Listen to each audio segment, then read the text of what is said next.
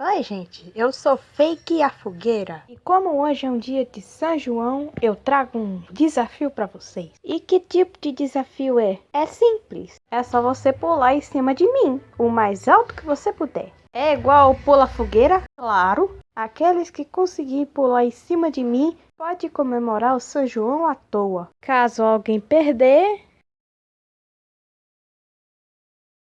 vocês podem se esfriar naquela lagoa. Ah, o desafio vai ser moleza. Eu esperava algo mais perigoso. Eu vou deixar no fácil para ninguém se queimar. Ah, já ia esquecendo de uma regra. Não pode usar asas. Tem que pular que nem um coelho.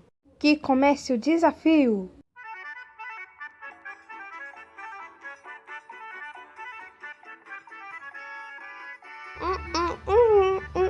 Desculpa, mas eu não consigo te entender. Você tá querendo milho? Ei, não fique triste por não ter boca. Só acho difícil de entender. Sai da frente que atrás tem gente! Ai, ô, Silver! Gostei do salto. É, tá fácil. Ela é uma ótima bailarina. O desafio ainda continua fácil. Ah, é, senhorzinho? Que tal eu deixar no modo normal? Ah, legal, é isso. Foco, respire fundo e solta o maior salto que você puder.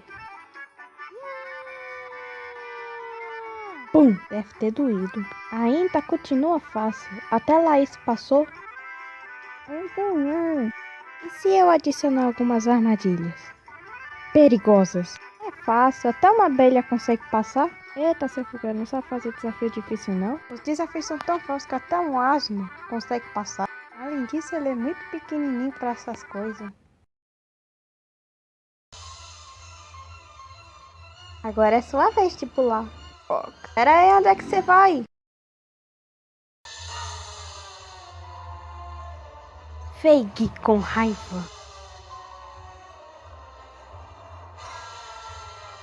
Preparado? Apontar? Olha a cobra! Será que ele vai conseguir? Eu espero que sim, porque aqui tá esquentando.